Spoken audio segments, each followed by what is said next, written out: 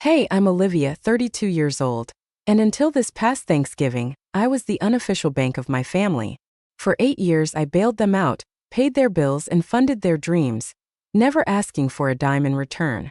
But on that crisp November morning in Tulsa, Oklahoma, my world flipped upside down. Picture this. We're gathered around the Thanksgiving table, turkey steaming, my mom's famous pecan pie waiting for dessert. My brother Ethan stands up, his voice dripping with venom, and says, "We took a family vote, Olivia. You're no longer one of us." My heart stopped. The room spun. They were kicking me out, my own flesh and blood, because I'd finally stopped writing checks. The betrayal cut deeper than any knife. But I was ready. I reached into my bag, pulled out a black notebook, and set it on the table. The clatter of forks stopped. Every eye locked on that notebook, and the silence was deafening. What was inside? Proof of their lies, their greed, their mockery of me behind my back.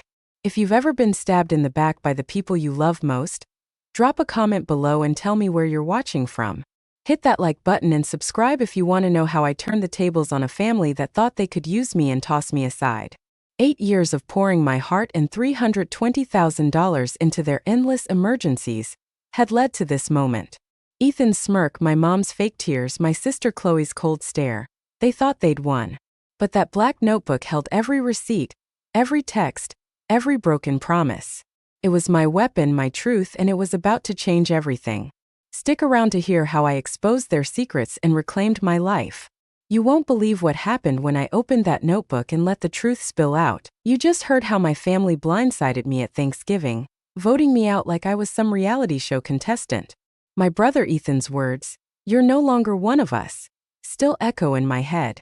That black notebook I placed on the table? It was my lifeline, packed with 8 years of their lies and my heartbreak. But to understand why it came to that, let me take you back to where it all began, to the roots of a family I thought was my everything in a little suburb of Tulsa, Oklahoma. Growing up, our life was textbook middle-class Americana. We lived in a cozy one-story house on a quiet street, the kind where neighbors waved and kids rode bikes until dusk. Summers meant backyard barbecues, the smell of grilled burgers mixing with laughter. My mom, Linda, was a bank teller with a warm smile, always hosting potlucks. My dad, before he left, was a mechanic with grease-stained hands. Ethan, 3 years older, was the charming slacker, coasting on his good looks. Chloe, 5 years younger, was the baby, spoiled rotten with big dreams and bigger attitude. Ron, my stepdad, came into the picture later, a soft-spoken auto shop worker who mostly kept to himself. It was a simple life until it wasn't. When I was 15, my parents' marriage imploded. Dad ran off with a coworker, leaving Mom a wreck. The divorce drained our savings, and Mom's bank job barely kept us afloat. "Family's all we've got now," she'd say, squeezing my hand, her eyes glassy. Those words became my anchor, and my cage. Linda changed after that, her warmth replaced by a sharp edge, always calculating. She married Ron 2 years later, claiming he was stability, but I could tell she didn't love him. Ethan dropped out of community college, bouncing between odd jobs, while Chloe spent her allowance on clothes she couldn't afford. Me? I buried my pain in schoolwork, determined to make something of myself. I clawed my way through high school, earning straight A's and a full ride to the University of Oklahoma. Mom called me the smart one. But there was always a hint of something else in her tone, expectation, like I owed them for being the one who made it. College was a grind of classes and part-time jobs, but it paid off. At 22, I landed a financial analyst gig in Tulsa, pulling $80,000 a year. I was thrilled, thinking I could help my family get back on their feet. Little did I know that was the start of my nightmare. First, it was small asks. Chloe needed $3,000 to fix her beat-up sedan. Ethan wanted $2,000 for a career-changing online course he never finished. Mom hinted at $10,000 to catch up on the house's mortgage payments. I sent the money, no questions asked, thinking I was being a good daughter, a good sister. "We're family," Mom would say, and I believed it. But those requests never stopped. They grew, bolder, bigger, more frequent. I was their safety net, their personal ATM, and they knew it. The worst part? They never thanked me, never paid me back, never even asked how I was doing. I was just Olivia, the one who always said yes. If you've ever felt like your family saw you as a paycheck instead of a person, let me know in the comments. Hit that like button if you're ready to hear how their greed pushed me to the edge, and how that black notebook became my way out. Stick with me, because this story's about to get wilder. So there I was, the black notebook on the Thanksgiving table, my family's betrayal still burning in my chest. Ethan's cold declaration that I was no longer family was the final straw after 8 years of me being their financial lifeline. You've heard how our middle-class life in Tulsa, Oklahoma, fell apart after my parents' divorce, how Mom's words, "Family's all we've got," became my burden. I told you how I worked my tail off, landing a job paying $80,000 a year, only to become the family ATM, shelling out thousands for Chloe's car, Ethan's fake courses, and Mom's mortgage. Those small asks snowballed, and I was too caught up in being the good sister to see the trap. Let's dive into how that trap tightened, how I started to see the truth, and why I kept giving, until I couldn't anymore. Fresh out of college at 22, I was proud to help. $3,000 for Chloe's car? Sure. $2,000 for Ethan's latest scheme? Fine. $10,000 to save Mom's house? Done. I thought I was lifting them up, but they saw me as a bottomless wallet. By 24, I'd been promoted to senior analyst, making $95,000 a year. That's when the asks got bolder. Mom called, voice shaky, saying she needed $15,000 for medical bills. I wired it, only to see her post pictures of a new patio set on Facebook a week later. Ethan hit me up for $5,000 to start a food truck business. I sent it, believing his promises, but he spent it on a fancy gaming setup instead. Chloe? She needed $8,000 for rent while jobless, but I later spotted her at the mall, arms full of designer bags. I kept a mental tally at first, hoping they'd pay me back like they swore they would. "We're family, Liv," Ethan would text. "I got you next time." Next time never came. By 26, I'd given over $60,000, and the gratitude was zero. Family dinners turned into sob stories about their struggles, always within my earshot. Mom would sigh about the leaky roof or car trouble, and I'd pull out my checkbook, thinking I was saving them. But the truth hit me one Sunday at Mom's house. I overheard Chloe bragging to a friend about her new iPhone, bought the same week I'd sent her $4,000 for groceries. Ethan, meanwhile, was planning a Vegas trip with buddies, funded by the $7,000 I'd given him for business supplies. Mom's emergency fund? She'd splurged on a new dishwasher, even though the old one worked fine. I started feeling like a fool. Every dollar I gave meant delaying my own dreams. A house, a vacation, even a night out without guilt. My savings dwindled, my retirement account took hits, and I was still in a cramped apartment while they lived better than ever. I tried talking to Mom once, saying I needed to save for myself. Her response: "You're so lucky, Olivia, no kids, no husband. What else are you spending on?" It stung, but I swallowed it, wired another $3,000 for property taxes, and went back to work. The resentment was building, though like a storm I couldn't ignore. If you've ever been guilt-tripped into giving more than you could, drop a comment. Hit like if you're mad as hell for me, and subscribe to find out how I finally woke up. That black notebook? It's about to blow this story wide open. Keep listening. Things are getting real. You've been with me through the gut punch of that Thanksgiving moment when my brother Ethan declared I was no longer family. The black notebook sitting like a silent bomb on the table. I've shared how our middle-class life in Tulsa, Oklahoma, unraveled after my parents' divorce, how I became the family's ATM at 22, pouring thousands into their endless emergencies. Last time I told you how those requests escalated: $15,000 for Mom's fake medical bills, $5,000 for Ethan's non-existent food truck, $8,000 for Chloe's rent, that bought designer bags. I was bleeding money, $60,000 gone by 26. My dreams on hold while they lived large.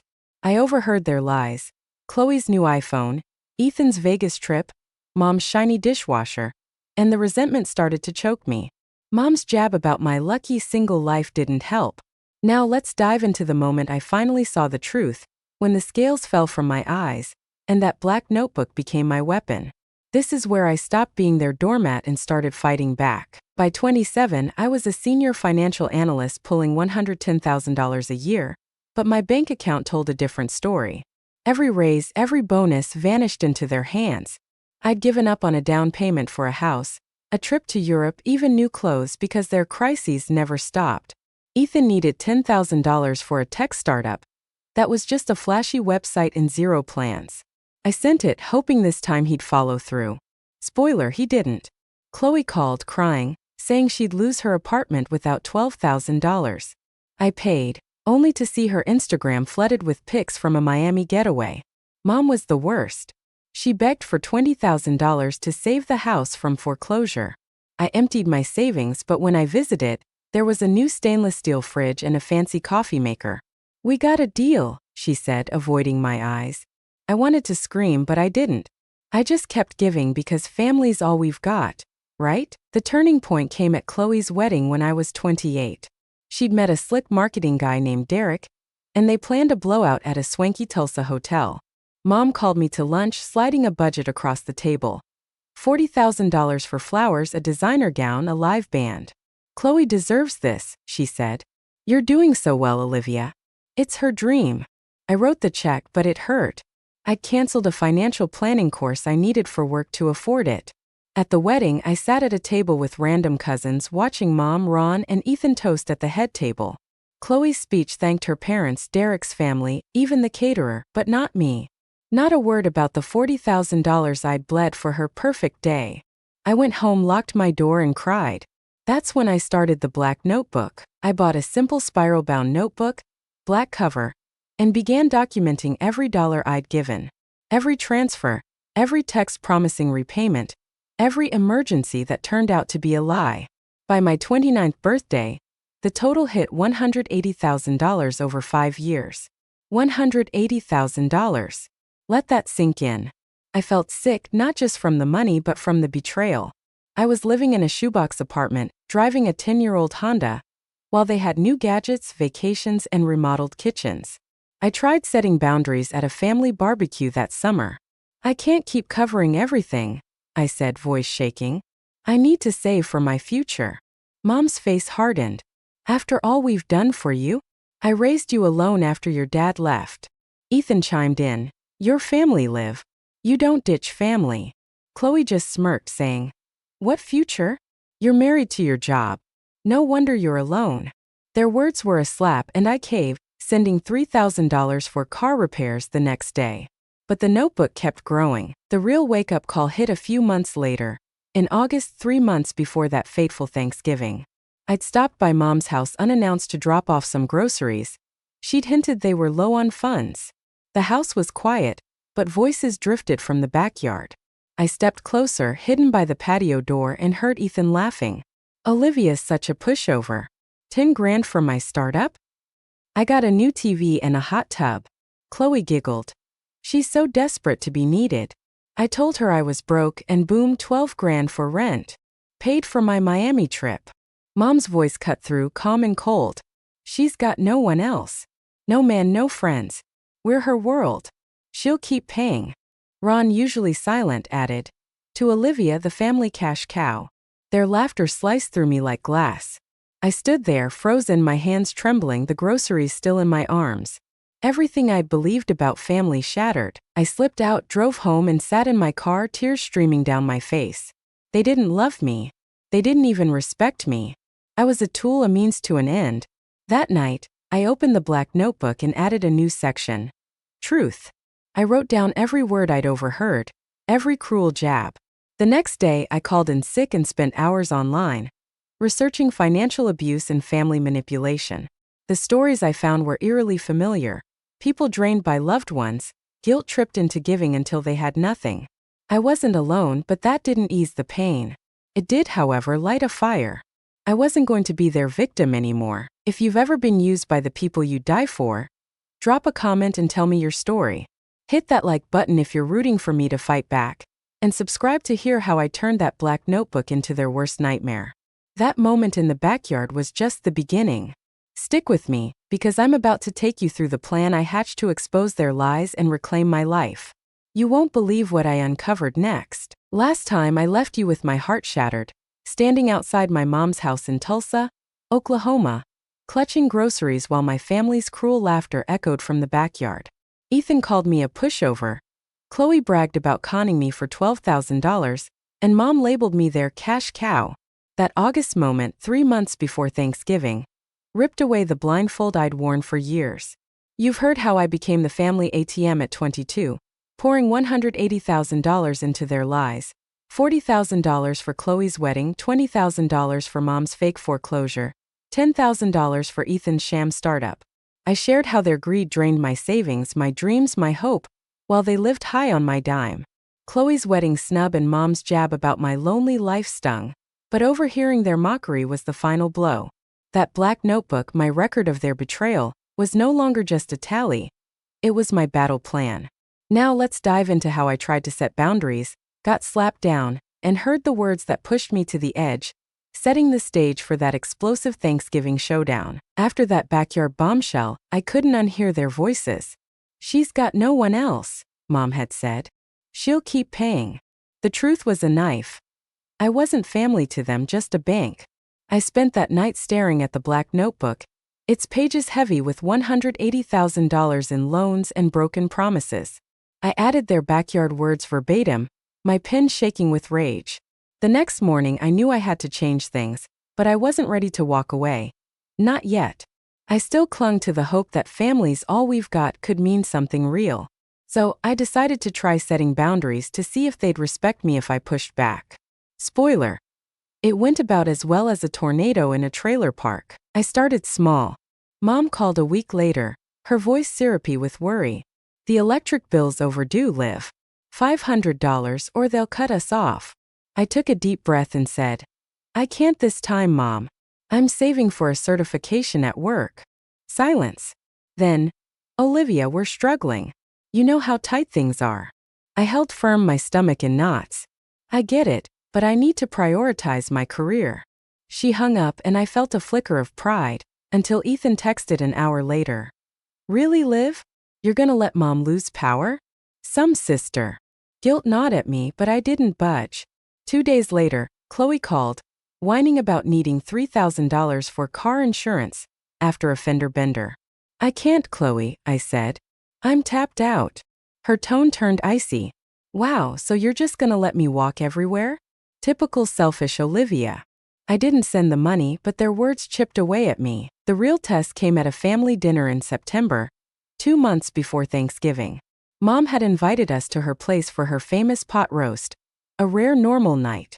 I arrived, nerves jangling, determined to lay it all out. Over dinner I cleared my throat. "Guys, I need to talk about money. I've been helping a lot, over $180,000 in 5 years. It's draining me. I want to support you, but I need boundaries. Emergencies only, and we need to talk repayment." The room went quiet, forks paused midair. Then Mom's eyes welled up, her voice quivering. "After everything I've sacrificed? I raised you alone, Olivia. This is how you repay me." Ethan scoffed. "You're keeping score? That's low, Liv. Family doesn't do that." Chloe leaned back, smirking. "What do you even need money for? No husband, no kids, just your boring job. Live a little." Ron, as usual, said nothing, just sipped his beer. Their attack hit like a freight train. I'd expected pushback, but not this venom. I stammered. "I'm not saying I won't help, just that I can't keep." Mom cut me off. "You're ungrateful. We've always been there for you." "Been there? When?" I wanted to scream about Chloe's wedding, Ethan's scams, Mom's new fridge, but my voice failed me. Instead, I nodded, mumbled an apology, and sent $2,000 for groceries the next day. The black notebook got another entry, my shame burning as I wrote. I hated myself for caving, but their guilt trips were a well-oiled machine, and I was still caught in its gears. Then came the moment that broke me. It was early November, 3 weeks before Thanksgiving. I'd stopped by Mom's to drop off a casserole. She texted about being too stressed to cook. I let myself in, the house dark except for a glow from the living room. Voices murmured and I paused, my heart racing. It was them, Mom, Ethan, Chloe, Ron, huddled around the coffee table laughing. I crept closer, hidden by the hallway, and listened. Ethan's voice was smug. "Olivia's bonus is coming up, right? 20 grand, easy. I'm thinking a new motorcycle." Chloe snorted. "She'll hand it over if we play the family emergency card. Worked for my spa weekend. 6 grand, no questions asked." Mom chuckled. "She's so predictable. Tell her the roof's leaking again. She bought it last time." Ron, slurring slightly, said, Poor Liv. No life, just us. She's our golden goose. Their laughter was a dagger, sharper than the backyard betrayal. I backed away, casserole still in hand, and drove home in a daze. My hands shook as I added their words to the black notebook, every syllable a nail in the coffin of my illusions. They weren't just using me, they were plotting, mocking, reveling in it. I was their golden goose, a joke to fund their toys and trips. The $180,000 I'd given wasn't enough. They were already scheming for my next bonus. I couldn't sleep that night, their voices looping in my head. By dawn, my hurt had hardened into resolve. No more. I wasn't their victim anymore. If you've ever been laughed at by the people you've sacrificed everything for, drop a comment. Hit that like button if you're furious for me, and subscribe to hear how I turned their greed against them. That black notebook? It's about to become their reckoning. Stay with me, because I'm about to uncover secrets that'll make your jaw drop. You're still with me after that gut-wrenching moment in November, when I overheard my family plotting to milk my next bonus, laughing about me as their golden goose. Ethan's motorcycle dreams, Chloe's spa weekend scam, Mom's fake roof leak. They were scheming for another $20,000 while I was barely scraping by.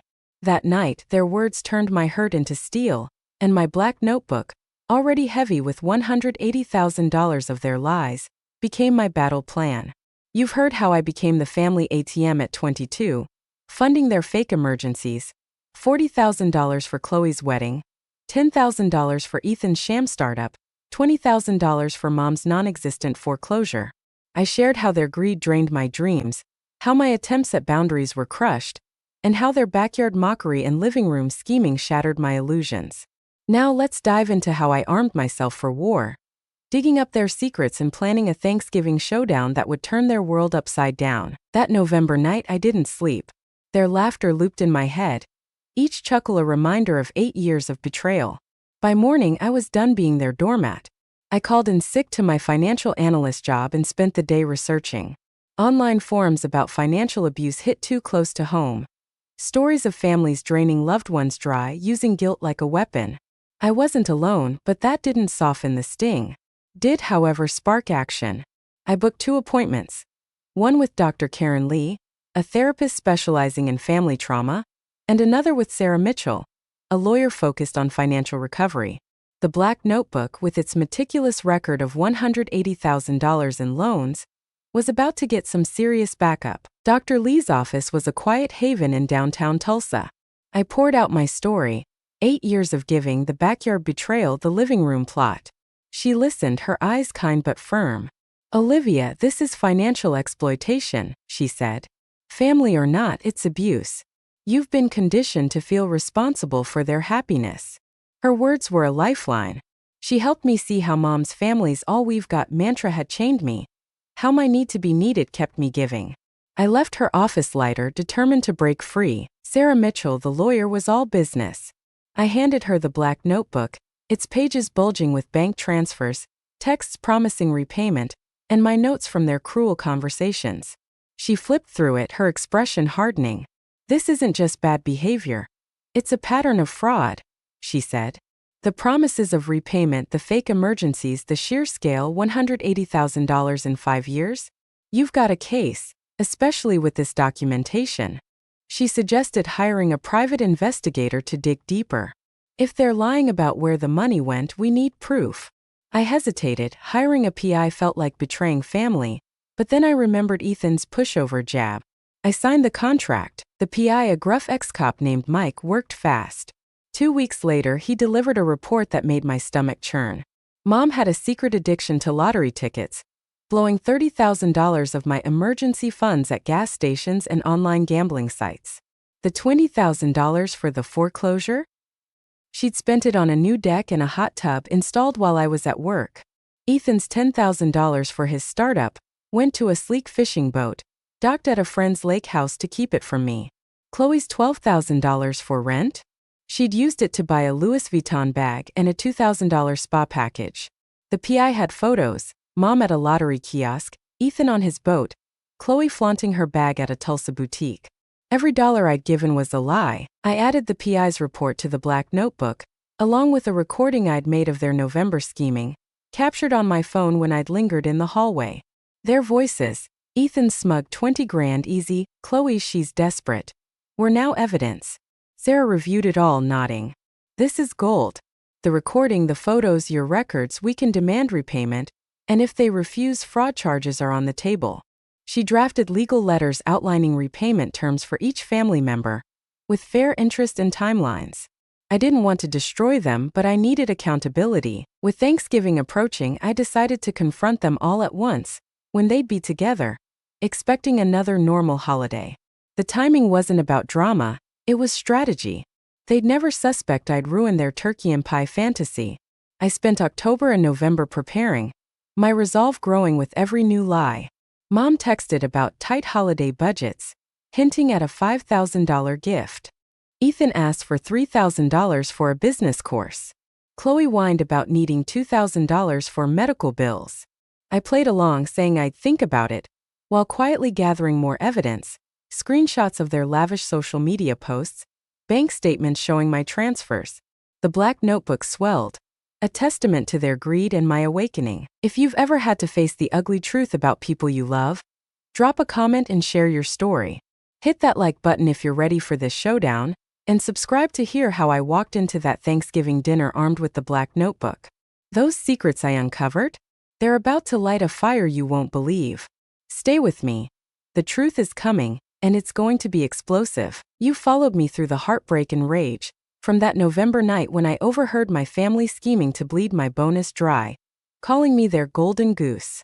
I laid out how I armed myself with the black notebook, packed with $180,000 of their lies, backed by a private investigator's damning report, Mom's lottery addiction, Ethan's secret fishing boat, Chloe's designer splurges. You know how I started as the family ATM at 22, funding $40,000 for Chloe's wedding, $10,000 for Ethan's fake startup, $20,000 for Mom's non-existent foreclosure. Their backyard mockery and living room plotting pushed me to the edge, and my failed attempts at boundaries only deepened the betrayal. With Dr. Lee's therapy and Sarah Mitchell's legal muscle, I planned a Thanksgiving confrontation to end 8 years of exploitation. Now let's step into that Tulsa dining room, where the black notebook hits the table, and my family's world unravels in a way they never saw coming. Thanksgiving morning broke cold and gray, the kind of Oklahoma chill that seeps into your bones. I'd barely slept, the weight of what I was about to do pressing on my chest.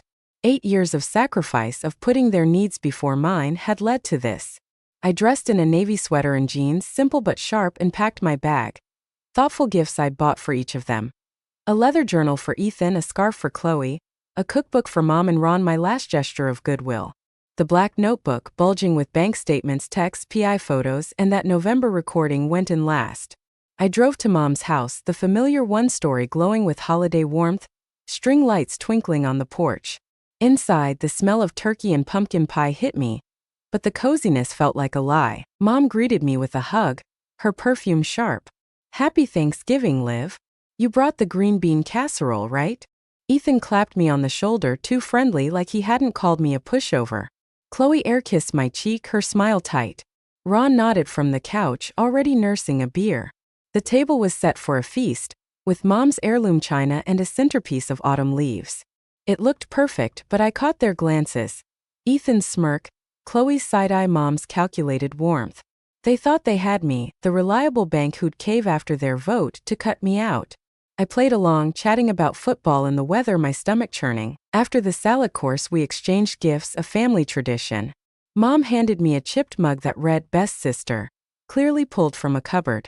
Ethan gave me a $10 gas station gift card. Chloe's gift was a used candle half-burned. Ron muttered, "We're keeping it simple this year."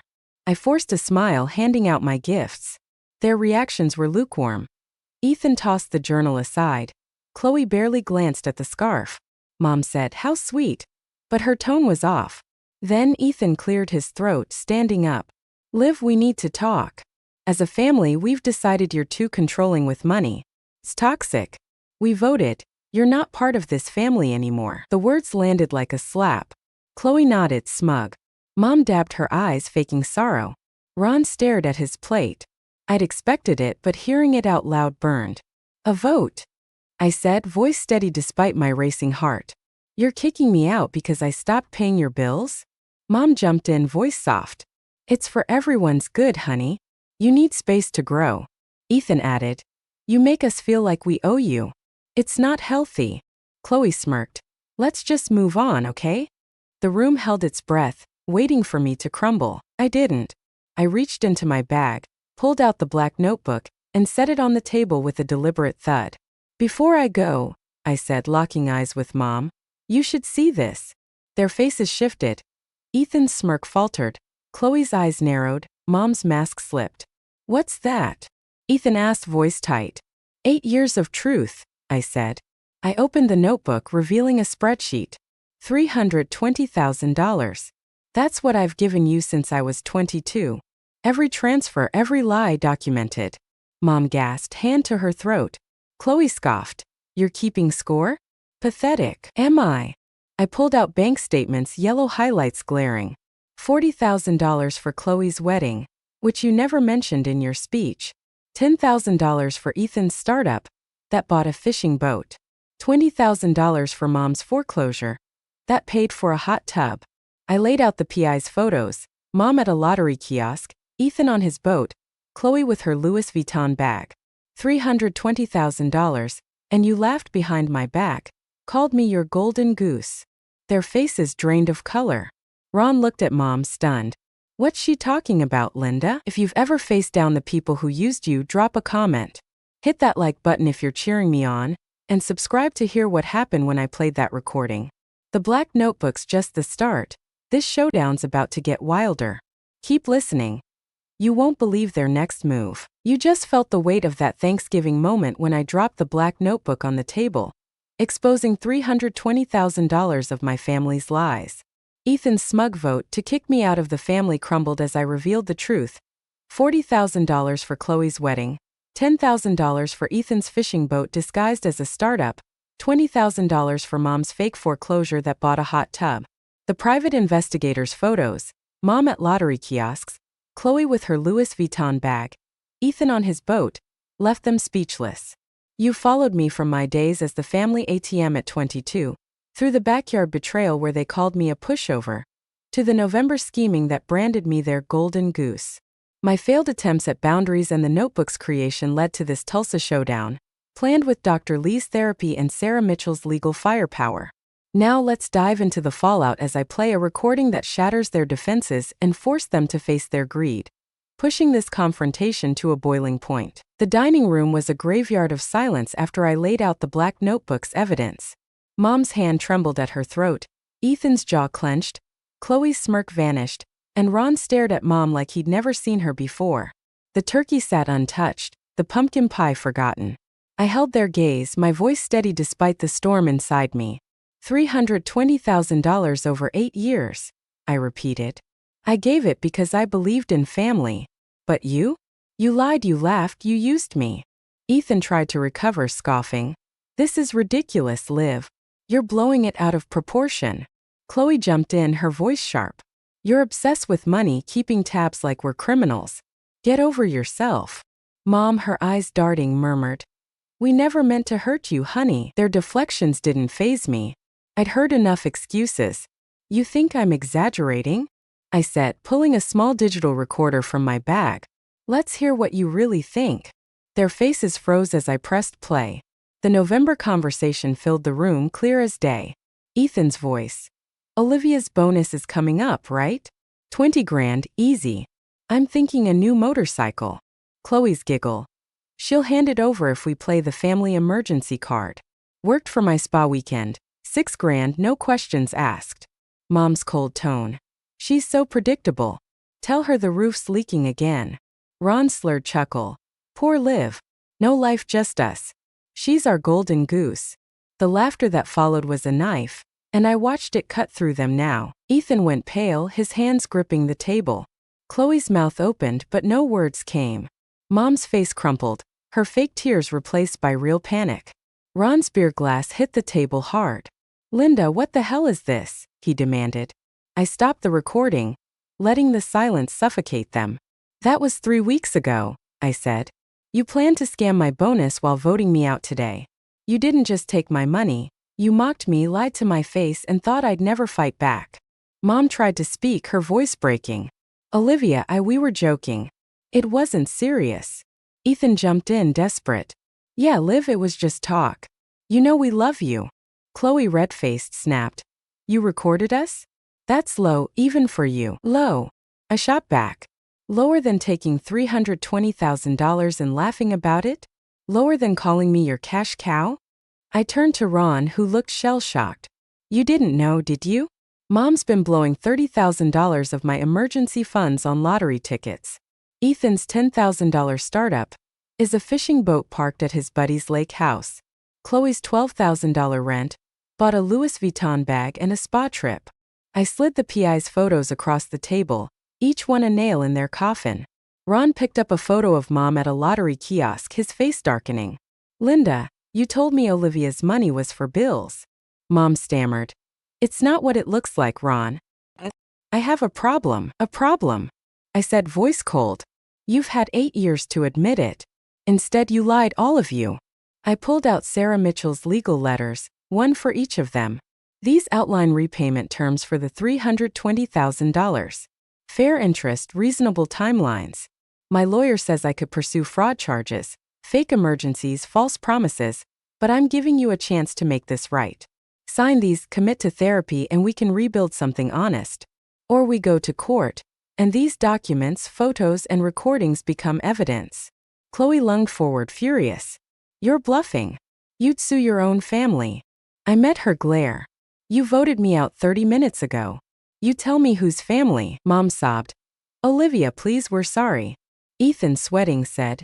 Let's talk this out, Liv. No lawyers. But their words were hollow, and I was done with their games. The black notebook had spoken, and I felt a strange calm, like a weight lifting. If you've ever had to confront the people who betrayed you, drop a comment. Hit that like button if you're with me, and subscribe to see how this ends. Their lies are exposed, but will they own up or fight back? Stay tuned. The fallout's about to get even crazier. The black notebook had done its job, laying bare $320,000 of my family's lies at that Thanksgiving table in Tulsa. Ethan's fishing boat, Chloe's Louis Vuitton bag, Mom's lottery addiction. All exposed through photos, bank statements, and that damning November recording calling me their golden goose. You followed my journey from being the family ATM at 22, through their backyard mockery and scheming, to my failed attempts at boundaries and the meticulous planning with Dr. Lee and lawyer Sarah Mitchell. Their vote to kick me out unraveled as I demanded repayment or court, leaving Mom sobbing, Ethan scrambling, Chloe furious, and Ron stunned. Now let's see the immediate fallout as their perfect holiday facade shatters, and I walk away with a final piercing gesture. The dining room was chaos. Mom's sobs turned hysterical, pleading, Olivia, we're family. Ethan snapped at Chloe. This is your fault, always pushing for more. Chloe fired back. You're the one who wanted a damn boat. Ron stood, voice shaking. Linda, I'm done with your lies. I'm out. He stormed toward the door, muttering about divorce. Their unity collapsed, each one pointing fingers to dodge the truth in the black notebook. I stood, bag in hand, feeling not triumph but clarity. 8 years of their greed had built this moment, and I was done carrying their weight. Before leaving, I pulled out 4 small frames, each holding an old family photo. Us at a 4th of July barbecue, smiling back when I believed in family's all we've got. I set one before each of them. This is the family I loved, I said, voice steady. Remember who you used to be. Their eyes flicked to the photos, guilt flashing across their faces. I walked out, the door clicking shut behind me, a sound as final as my resolve. If you've ever had to break free from toxic ties, drop a comment. Hit that like button if you're rooting for me, and subscribe to hear how I rebuilt my life. Will they face the truth or keep lying? Stay tuned. The aftermath is wild, and my freedom's just beginning. Hey, I'm Olivia. 6 months past that Thanksgiving when I left my family's lies in ruins. The black notebook exposing $320,000 of betrayal. You've seen me as their ATM since 22, funding Chloe's $40,000 wedding, Ethan's $10,000 boat, Mom's lottery binges. Their golden goose mockery and my failed boundaries led to that Tulsa showdown, planned with Dr. Lee and Sarah Mitchell. Now Mom's in recovery repaying bits. Ethan's got a job. Chloe's in therapy barely. I've got a condo, friends, and James a sweet teacher. My life's mine again. Here's the takeaway. Boundaries aren't selfish, they're freedom. Love yourself first to find real love. I learned to give freely, not from guilt. That notebook taught me my worth. Comment your story of standing up. Like if this hit home, subscribe for more, and share to inspire. Your value's not what you give, it's you.